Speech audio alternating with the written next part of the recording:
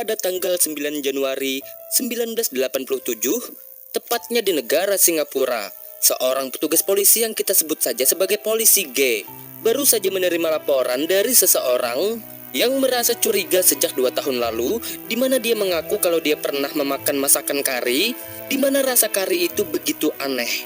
Orang itu pun mengatakan kalau dia curiga jika daging di kari itu adalah bagian dari tubuh manusia, di mana dia menyebutkan sebuah nama, Ayakanu, seorang pria imigran India yang telah lama menghilang.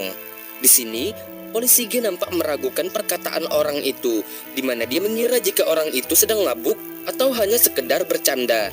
Namun saat polisi G menyuruhnya untuk berhenti bicara, orang itu memperlihatkan wajah yang semakin serius, yang membuat polisi G mulai mempercayai orang itu. Dia pun kemudian pergi dan memberitahu atasannya. Walaupun atasannya itu juga nampak ragu, namun dia tetap memberikan perintah kepada polisi G untuk mengusut kasus itu. Polisi G pun kemudian bergerak, di mana dia mulai mencari berkas orang hilang, dan akhirnya dia menemukan sebuah berkas yang berisi nama Ayakanu Maripamufu yang dinyatakan hilang sejak 3 tahun lalu, dan kasus hilangnya itu belum ditemukan, di mana laporan hilangnya Ayakanu itu dilaporkan oleh sang istri yang bernama Ramia. Diketahui juga jika Ayakanu mempunyai 3 orang anak yang terdiri dari 2 putra dan 1 putri. Dan informasi lainnya, Ayakanu dan istrinya mulai pindah ke Singapura sejak tahun 1950. Investigasi lebih dalam pun dilakukan, di mana polisi G mulai menanyai kerabat dan para tetangga Ayakanu. Hasil informasi mengatakan jika rumah Ayakanu berada di belakang sebuah gereja, dan dia juga bekerja sebagai penjaga sebuah tempat hiburan. Begitu juga istrinya, namun mereka bekerja di tempat yang berbeda. Ayakanu berusia 38 tahun, sedangkan istrinya berusia 32 tahun. Ayakanu juga dikenal sebagai seorang pecandu alkohol, yang membuatnya menjadi seorang suami yang sering berlaku kasar kepada istrinya, di mana para warga sering mendengar jika Ayakanu sering cekcok dengan istrinya, dan tidak jarang dia juga melakukan kekerasan kepada istrinya itu, yang membuat istrinya harus mengungsi ke rumah sanak saudaranya yang lain. Namun saat Ayakanu sudah sadar dari pengaruh alkoholnya, dia pun minta maaf dan membujuk istrinya untuk kembali, yang membuat istrinya kembali bersedia untuk tinggal bersamanya. Hingga hal yang demikian itu harus terjadi secara berulang-ulang. Di sisi lain, sang istri yang bernama Ramia mempunyai 3 saudara laki-laki yang bernama Rastakrishna Ramia, Sanmugam Chandra, dan yang paling tua, Balakrishna Ramia, yang bekerja sebagai pemotong daging, di mana para saudaranya itu dikatakan sering menegur Ayakanu, yang sering bertindak kasar kepada istrinya, yang dapat disimpulkan jika keluarga Ramia tidak mempunyai hubungan yang begitu baik dengan Ayakanu. Atas semua informasi itu, polisi G mencoba memeriksa ulang kronologi atas laporan hilangnya Ayakanu Maripamufu, di mana laporan itu dibuat oleh Ramia, sang istri, di mana sang istri mengatakan jika dia terakhir kali melihat suaminya itu sejak suaminya itu pamit untuk pergi ke Genting Highlands, sebuah tempat judi yang terkenal di Malaysia.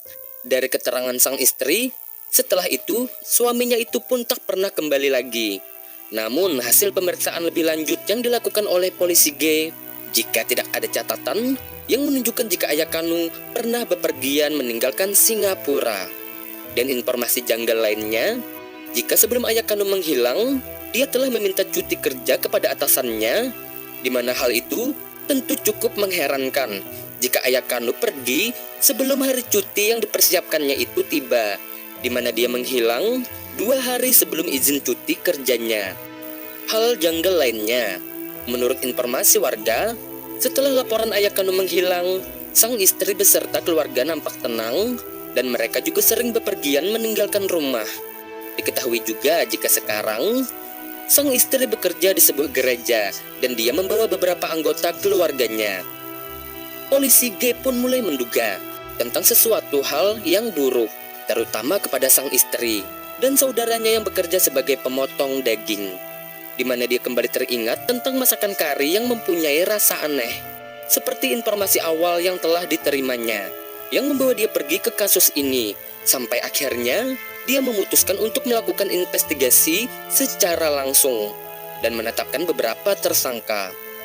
Dan pada tanggal 23 Maret 1987, para polisi pun melakukan penangkapan di tempat istri Ayakanu bekerja, di mana para polisi juga menangkap 8 tersangka, yaitu Ramiah sang istri, 3 saudaranya, sang ibu, dan beberapa kerabat lainnya. Di mana dari semua tersangka itu, yang paling dicurigai adalah sang saudara yang bekerja sebagai pemotong daging. Dalam interogasi itu, para terduga menyangkal telah melakukan kejahatan terhadap Ayakanu. Namun salah satu dari mereka yang tak sanggup mendapat tekanan dari para polisi mengaku jika merekalah yang telah membunuh Ayakanu. Di mana pada tanggal 12 Desember 1984, tersangka mengaku jika mereka menyeret Ayakanu ke gereja untuk memberikan pelajaran atas apa yang telah dia lakukan terhadap Ramiah. Namun Ayakanu nampak melawan sehingga mereka harus menghajarnya sampai Ayakanu kehilangan nyawanya. Setelah itu, mereka berpikir jika Ayakanu akan mudah ditemukan jasadnya apabila mereka membuangnya ke hutan. Maka dari situlah mereka memutuskan untuk memotong-motongnya karena salah satu dari saudara Ramiah memang berprofesi sebagai pemotong daging. Eksekusi pun dilakukan, di mana potongan daging itu kemudian dimasak menjadi sebuah masakan kari. Masakan yang penuh dengan bumbu dan rempah. Mereka juga menambahkan banyak cabai agar rasa pedas dapat menutupi rasa aneh dari kari itu. Di sisi lain, tulang belulang dari jasad itu dihancurkan dan dimasukkan ke dalam plastik sampah, lalu kemudian dibuang.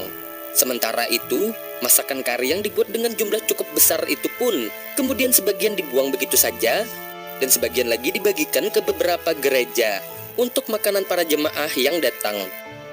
Hal lainnya, para polisi juga berhasil mendapatkan sebuah wawancara kepada seorang pemulung yang mengatakan jika dia pernah menemukan sebuah bungkusan yang berisi masakan kari yang masih segar. Dia pun memutuskan untuk mencicipinya, namun dia terkejut setelah mengetahui jika kari itu rasanya aneh dan tidak enak. Hal lainnya, para polisi juga mencoba bertanya kepada para jemaah gereja di sekitar itu, di mana mereka juga mengaku jika pada tahun 1984 sampai 1985 mereka sering menemukan masakan kari yang rasanya begitu aneh bagi mereka. Atas beberapa informasi tersebut, pada tanggal 27 Maret 1987, Ramiah dan 2 saudara laki-lakinya ditangkap atas tuduhan kasus pembunuhan. Sementara kerabatnya yang lain, termasuk ibu mereka, ditangkap dengan tuduhan sebagai pihak yang membantu sebuah kasus pembunuhan, yang tentunya penangkapan mereka itu cukup menggemparkan warga yang ada di sana, di mana para warga mengira jika para tersangka akan mendapatkan hukuman yang berat. Namun, setelah beberapa waktu berjalan, tepatnya selama 3 bulan ke depan, para hakim mengatakan jika tuduhan terhadap para tersangka memiliki bukti yang sangat lemah, di mana kita tahu jika tubuh Ayakanu tidak pernah ditemukan sama sekali, entah itu bagian rambut atau tulang belulangnya. Untuk barang bukti lainnya, senjata yang digunakan pembunuhan itu pun juga tidak pernah ditemukan. Dan sisa-sisa DNA dari Ayakanu juga tidak pernah ditemukan.